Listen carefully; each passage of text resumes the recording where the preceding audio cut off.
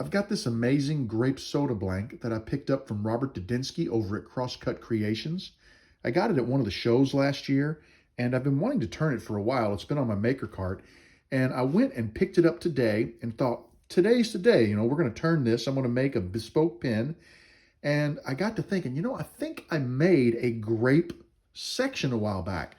So I went to my box and took a look, and I made this well over a year ago out of a piece of acrylic. And it looks pretty darn good. And if you put it next to this blank, the colors are almost dead on. So basically, I think we have our fountain pen section ready to go. I'm going to use this and turn a cap and a body, and we're going to make an incredible bespoke pen. I've marked the blank for the cap as well as the body, and I'm going to head over to the bandsaw now and separate them from the main rod. The diameter of my blank is just a little too large for my 3/4 inch collet, so I'm going to use my pen jaws and we're going to turn it down so that it fits perfectly. Now, one thing I want to point out, notice my measurement here, 2.6 inches, the length of my blank, and there's my arrow which denotes where this cap blank is going to meet up with the body blank. I want to turn the opposite end down to fit into the collet. That way when we flip it around, I can drill my hole in the cap and thread it from this end so that it still matches up perfectly with the body blank.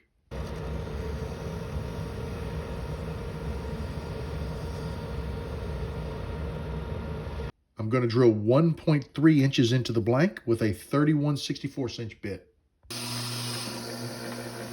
I usually drill until I see the ribbons stop coming out of the bit. At that point, I'll stop, clean the bit, and finish the hole depth. We'll drill right up to the line. That mark is made with a permanent marker, so it's rather thick, and I make the mark behind the line and I bring it right up to the line, so that way I know exactly where to stop. Got my 7/16 inch bit chucked up, and we're going to drill 2.3 inches into the blank. I've chucked up an M13.8 triple start tap, and I've marked it at 3/8 of an inch, and we're going to go ahead and tap into the blank to that depth. I brought over a pen that I use for testing, and what we want to do is test two things. Number one, we want to make sure that we have enough length inside the cap to accommodate the section and the fountain pen nib. And number two, we want to check the threads to make sure that the cap will seat against the body. Okay, and I felt no resistance whatsoever, so I think we're good to go. And as we spin this by hand, you can see there's no wobble in it, so we did a nice job of drilling and tapping our hole perfectly square to the blank. We're ready to start turning the body blank, and what I've done is put it back into my pen jaws, and we're going to turn the end of this down to 3/4 of an inch so that it fits in our collet, just like we did for the cap. Now note right here, this arrow is the point where the body meets the cap. So I want to turn the back half of the body down so that I can flip it around and grip that in the collet, and then be able to drill out and put the tenon on this particular half of the blank so that it matches up as best as possible. Now that we've got the end of the blank turned down to where it fits comfortably into a 3/4 inch collet chuck, I've got it gripped in that chuck. You can see I flipped it around because the arrow is now pointing toward the tailstock. Next step is to face off the end of the blank, and then we will turn a 13mm tenon that will be a depth of 7.89 millimeters or 0.310 inches deep from the end of the blank to the shoulder of the tenon. We will thread that with an M13.8 triple start die. I'm going to apply a little bit of mineral oil to my tenon. This just helps the die cut much cleaner and makes it last longer, stay sharp and last longer. I am using an M13.8 die, and we're just going to go ahead and cut our threads. I turn it in about a full turn, and then I back it off about a half a turn. We're going to go all the way in until we hit the shoulder. And you may have noticed this, but I cut a relief on the back of the tenon, and I cut a chamfer on the front. Now that we have run the die all the way up the tenon, this die is conical shaped. So we're going to flip it over, and we're going to run it on the tenon in reverse, which will ensure the die cuts to the proper diameter from the front to the back of the tenon. Want to clean our threads with a soft bristled toothbrush. Using the cap that we turned earlier, let's go ahead and test its fit with the threads. We have a very nice fit. I don't see any gaps between the shoulder of the body blank and the lip of the cap, so that's nice. As I spin it, you see no wobble on the cap, so everything is true. What we're going to do now is we're going to bring our tailstock up, and we're going to go ahead and turn the rest of the cap down to this diameter. We'll turn a little bit of our body blank down to this diameter so that they meet, and we have a nice surface to where there's no difference in diameter between the cap and the body, and then we'll finish our cap. With the cap taking on its rough shape and the body turned down to roughly the same diameter as the cap, we're now ready to begin sanding and finishing our cap blank. I'm very happy with how this is turning out. All of the tool marks are gone. We've only sanded with the 120. I did taper the blank toward the tailstock a little bit just to kind of give it a little bit of a shape. You cannot feel the seam between the body and the cap. I'm very happy with that. I'm going to go ahead and continue sanding off camera. We'll get this finished and I'll come back and show it to you when it's ready to micro mesh. We will finish from the body blank about right here all the way to the end of the cap. Sanding is finished. I'm very happy with how the blank turned out, and we are ready to begin micro meshing. Our blank has been micro meshed.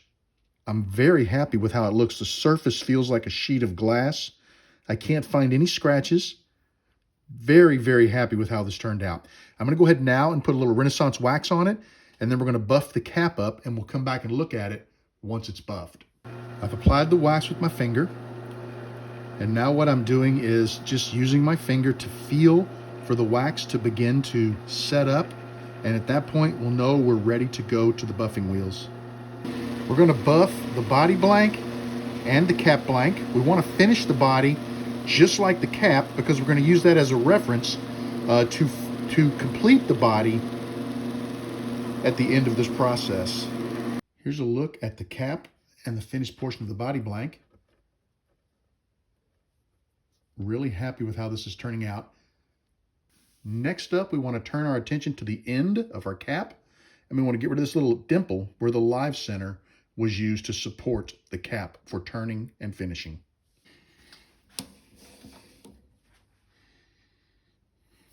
No more dimple in the end of our cap.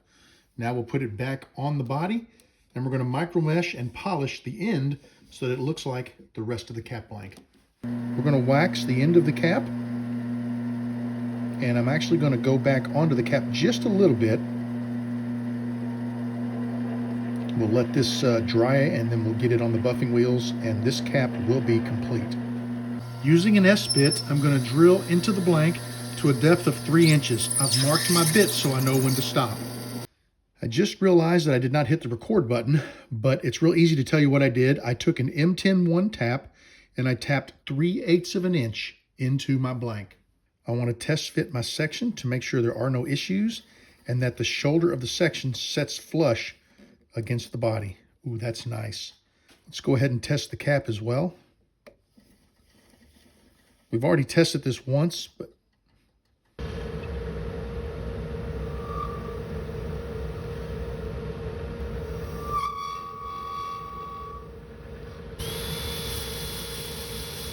I want the cap to be postable on this body, so I turned the back end down pretty far. You have to turn it down to the inside diameter, or just shy of the inside diameter of your cap. I'm going to take a quick measurement here, and that's 3 inches, which is the depth we drilled our hole into the blank. And I want to come out here and mark this a little past 3 inches, and that's where we're going to part the end of this blank off at. And then we'll begin our final micro meshing to clean the blank up and get it looking really nice.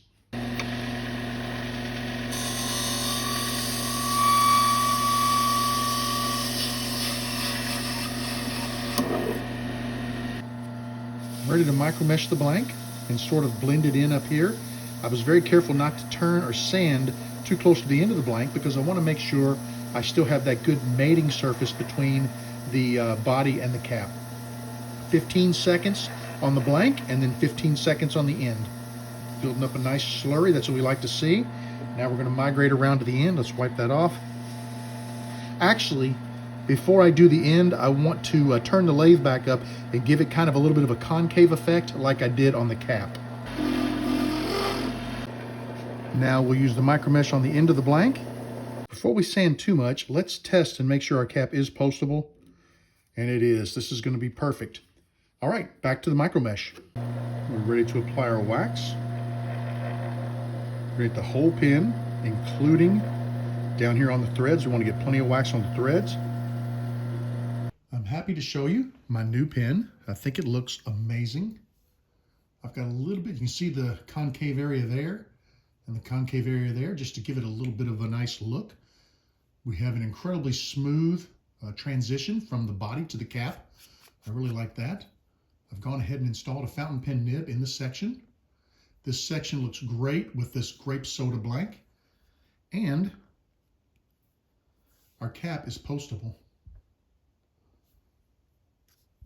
Really happy with how this pin turned out.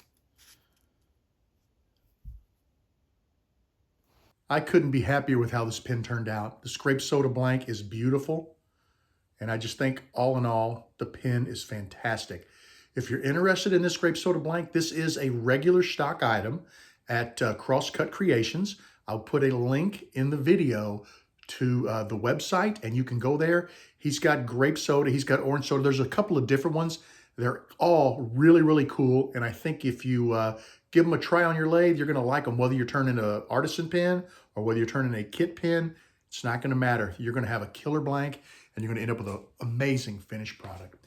I'd really like to thank you for joining me in the shop today. I want you to know that you are always welcome in my shop. Come back and see me again real soon and have a great evening.